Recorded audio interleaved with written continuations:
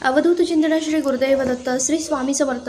या व्हिडिओमध्ये मी तुम्हाला अधिक मासाची म्हणजेच धोंड्याच्या महिन्यात माहिती देणार आहे। अधिक मास म्हणजे काय, ते यंदा तो कधीपासून सुरू होणार आहे, त्याचबरोबर अधिक मासात जावयाचा जो मानपान केला जातो तो का केला जातो आणि आपल्याला जर तो करायचा असेल तर वाण म्हणून कोणत्या वस्तू द्याव्यात, त्याचप्रमाणे अशी कोणती वस्तू आहे की ती सोन्याहून मौल्यवान आहे आणि अशी ही वस्तू लेक जावायला आपल्याला द्यायची आहे, ती वस्तू कोणती आहे, ज्यांना जावई नसेल त्यांनी काय करावं, तसेच अधिक मासाला धोंडा का म्हणतात आणि हे धोंडे कशाचे बनवतात, तसेच या 3 चुका टाळायच्या आहेत। तर या 3 चुका कोणत्या, तर या सर्व प्रश्नांची सविस्तर माहिती तुम्हाला आजच्या व्हिडिओमध्ये मिळणार आहे, त्यामुळे व्हिडिओ स्किप न करता अगदी शेवटपर्यंत नक्की पहा।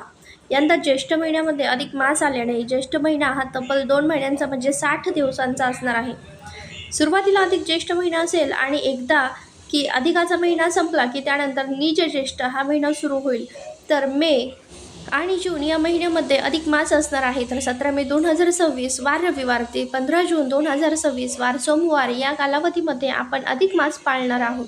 सर्वप्रथम अधिक मास म्हणजे काय हे जाणून घेऊया। दर 3 वर्षांनी एकदा अधिक मास येतो, ज्याला धोंड्याचा महिना, मलमास किंवा पुरुषोत्तम मास अशा वेगवेगळ्या नावाने ओळखले जाते। सूर्यवर्ष आणि चंद्रवर्ष यामध्ये जो फरक असतो तो भरून काढण्यासाठी साधारण 32 महिने 16 दिवसानंतर एक महिना अधिक भरला जातो। हा महिना श्री हरिविष्णूंच्या सेवेचा उत्तम महिना मानला जातो, म्हणून याला पुरुषोत्तम मास देखील म्हणतात। अधिक महिन्यात अनारसे, बत्तासे किंवा म्हैसूर पाक यासारख्या पदार्थांना खूप महत्त्व दिले जाते। हे पदार्थ 33 या संख्येमध्ये दिले जातात। 33 ही संख्या असण्यामागचे कारण म्हणजे इंग्रजी वर्षाचे 365 दिवस आणि मराठी वर्षाचे 354 दिवस यांच्यातील जो फरक असतो तो भरून काढण्यासाठी दर 3 वर्षांनी हा 33 दिवसांचा महिना येतो, म्हणूनच 33 अनारसे देण्याची प्रथा ही पडली आहे।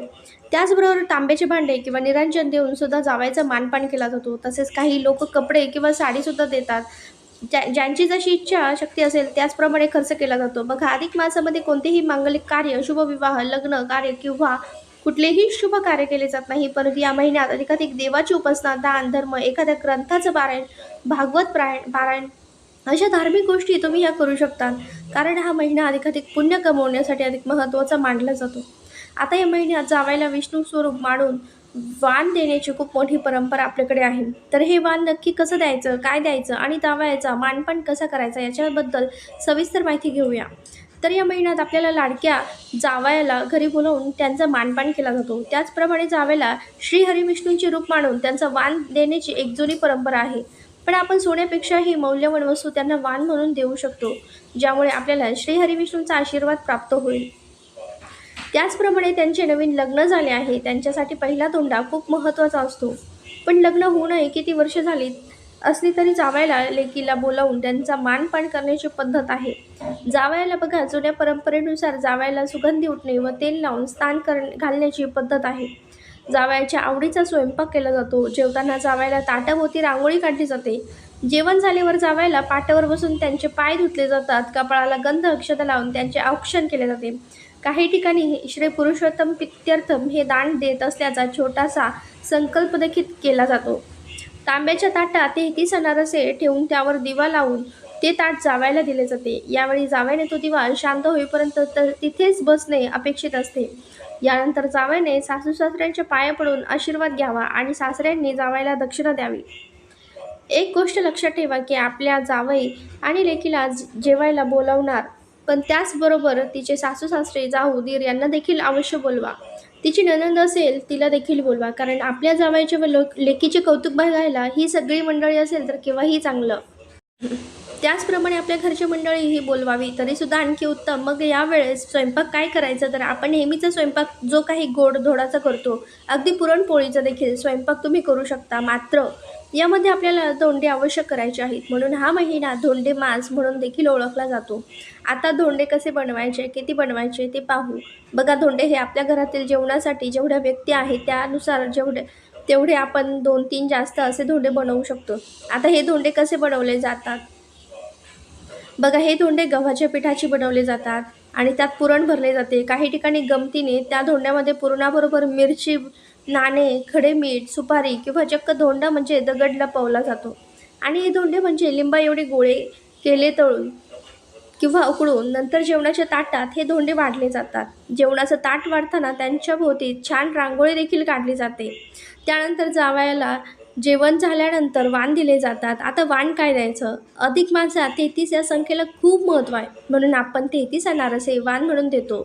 शास्त्र असं सांगतं की अनारशाला जेवढी छिद्र असतील तेवढी वर्ष आपल्याला पुण्य मिळतं. जर काही कारणाने अनारसे शक्य नसतील तर तुम्ही 33 बत्ताशे, 33 म्हैसूर पाक किंवा 33 फळंसुद्धा देऊ शकतात.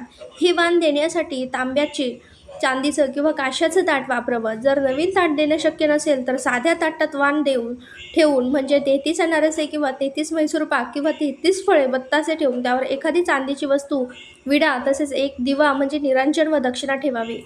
दक्षिणा म्हणजे काय तर 11 रुपये, 21 रुपये, 51 रुपये, 101 रुपये अशी दक्षिणा यथाशक्ती ठेवावी. यासोबतच जावयाला कपडे, घड्याळ किंवा सोने चांदीच्या वस्तू आपल्या यथाशक्तीनुसार दिल्या जातात. आता वाण देण्याची पद्धत कशी असावी तर त्या वाणाची आधी पूजा करावी. त्यानंतर गंध, फूल, अक्षता वाहाव्यात आणि तुळशीपत्र ठेवावं. त्यानंतर निरंजनाने वाणावं आणि जावयाचं औक्षण करावं. औक्षण झाल्यानंतर म्हणजे त्या ताटात चांदीचा एक दिवा तुपाचा म्हणजे निरंजन लावून तो जावयाला ओवाळून दान दिला जातो. म्हणजे हे निरंजन आणि हे ताट अनारशासह किंवा बत्ताशे असतील, म्हैसूर पाक किंवा कोणताही जाळीदार पदार्थ व त्याबरोबर 5 फळे यासह जावयाला भेट म्हणून दिले जाते. बघा, चांदीच्या दिव्याचं महत्त्व जास्त आहे, पण तुम्हाला शक्य नसेल तर तुम्ही तांब्या पितळेचे निरांजन घेऊ शकता. त्याचप्रमाणे आपल्या जावयाला शाल किंवा शर्ट पॅन्टचा जोडा द्यावा आणि मुलीची खण नारळाने ओटी भरून तिला ही नवीन साडी द्यावी. ही देखील गोष्ट लक्षात ठेवा. बघा, वाण कितीही महागडे असले तरी त्याबरोबर विडा म्हणजे 2 विड्यांची पाने आणि सुपारी आणि त्यावर दक्षिणा ठेवल्याशिवाय ते दान पूर्ण मानले जात नाही. त्याचबरोबर आई आपल्या मुलीला जावयासोबतच चांदीची जोडवी देखील भेट म्हणून देत असते. आता काही जणांना असा प्रश्न पडतो की जर आई नसेल जोडवी देण्यासाठी किंवा काही कारणास्तव जर आईला शक्य होत नसेल तर चांदीची जोडवी देणं तरी देखील मुलगी आपल्या सासरकडून म्हणजेच आपल्या पतीकडून किंवा आपल्या सासूकडून ही चांदीची जोडवी घेऊ शकते. असं काही नाही की आईनेच ही चांदीची जोडवी द्यावी. आई ही आपल्या मुलीच्या प्रेमापोटी आणि खुशीने आपल्या मुलीला ही चांदीची भेटवस्तू देत असते जावयासोबत. परंतु जरी आईने दिली नाही तरी मुलगी स्वतःही चांदीची जोडवी करू शकते. त्याचप्रमाणे भेटवस्तूमध्ये आपण फळे, सुकामेवा, नारळ किंवा कोणत्याही 5 प्रकारची फळे आपण वाण म्हणून देऊ शकतो. आता वाण देताना ते नुसते हातात न देता ते शाश्वत पद्धतीने देणे हे महत्त्वाचं आहे आणि जास्त करून या महिन्यामध्ये जावयाला एक निरंजन आणि 33 अनारसे देण्याचा अधिक महत्त्व आहे. म्हणजे सोन्या चांदीच्या भेटवस्तूपेक्षा हे 33 वस्तूंना जास्त महत्त्व आहे, हे लक्षात ठेवा. आता बघा, जर का तुम्हाला लेक जावे नसेल मग तुम्ही कोणाला वाण देऊ शकता तर तुम्ही तुमच्या भाच्याला वाण देऊ शकतात किंवा तुमची नणंद आणि नंदेची मिस्टर यांना देखील घरी बोलावून तुम्ही अधिक मासाचे वाण देऊ शकतात. हा वाण तुम्ही पूर्ण महिन्यात कधीही करू शकतात. हे वाण अधिक मासातील कोणत्याही दिवशी केले तरी चालते, मात्र शुद्ध एकादशी, द्वादशी किंवा पौर्णिमा हे दिवस विशेष फलदायी मानले जातात. जर जावई प्रत्यक्ष होऊ शकत नसतील तर त्यांच्या नावाने हे वाण मंदिरात किंवा एखाद्या ब्राह्मणाला दान करावे, ज्यामुळे जावयाला आणि आपल्याला दोघांनाही त्यांचे पुण्य लाभते. बघा, या महिन्यात दानधर्माला आणि विशेषतः जावयांच्या पूजनाला फार महत्त्व आहे. जावयाला आपण साक्षात श्री विष्णू मानतो आणि मुलगी म्हणजे लक्ष्मी असते. श्री हरी विष्णूंच्या सेवेसाठी दीपदान देखील केले जाते. जेव्हा तुमच्या घरी तुमची लेक आणि जावई धोंड्यासाठी येतील तेव्हा संध्याकाळी तुम्हाला पिठाचे दिवे लावायचे आहेत. हे दिवे बनवताना कणकेमध्ये मीठ टाकू नका. 33 दिवे बनवून त्यामध्ये तुपाच्या किंवा तेलाच्या फुलवाती लावाव्यात. हे दिवे देवघरासमोर, उत्तर, पूर्व किंवा आग्नेय यापैकी एका दिशेला लावावेत.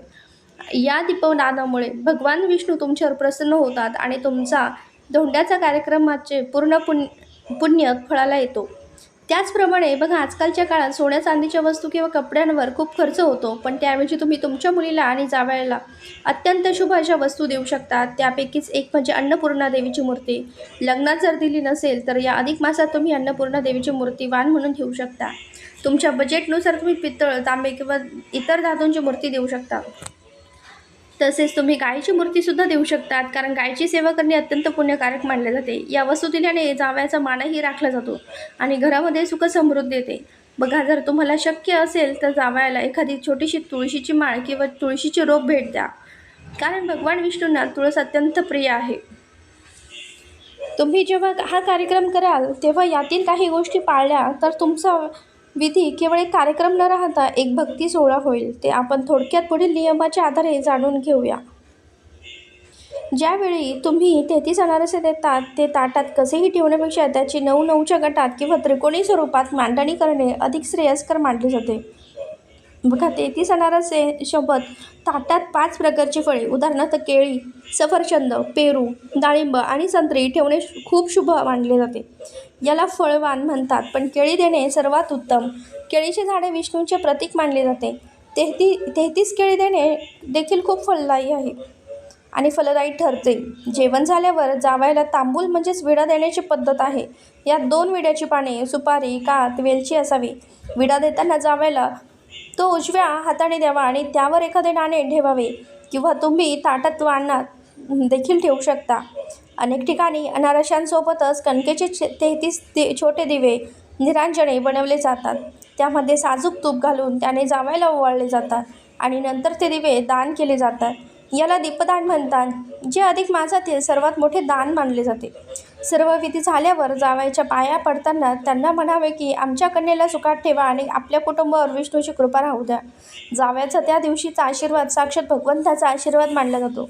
तसंच विधीच्या शेवटी मनातल्या मनात म्हणावे, हे विष्णुरूपी नारायणा, हा विधी करताना आमच्याकडून काही चूक झाली असल्यास क्षमा करावी. यामुळे विधी पूर्णत्वास जातो. त्याचबरोबर शक्य झाल्यास अधिकाच्या महिन्यामध्ये तीर्थस्नान अवश्य करावे. किमान 1 दिवस गंगा स्नान केल्यास सर्व पापांची निवृत्ती होते.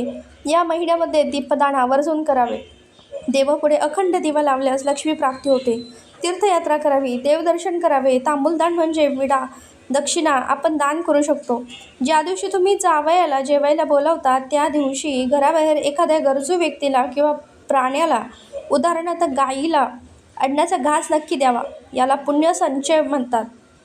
तर अशा प्रकारे तुम्हाला या अधिक मासामध्ये लेक जावयाचा मानपान कशाप्रकारे केला जातो अगदी सविस्तररित्या माहिती मी तुम्हाला या व्हिडिओच्या माध्यमातून देण्याचा प्रयत्न केलेला आहे. माहिती आवडली असेल तर व्हिडिओला नक्की लाईक करा आणि चॅनल सबस्क्राईब करायला मात्र विसरू नका व व्हिडिओ जास्तीत जास्त शेअर करा, जेणेकरून त्यांना ही माहिती मिळेल. व्हिडिओ शेवटपर्यंत पाहिल्याबद्दल मनापासून तुमचे खूप खूप आभारी आहे. झालेली सेवा स्वामींच्या चरणी करते. श्री स्वामी समर्थ.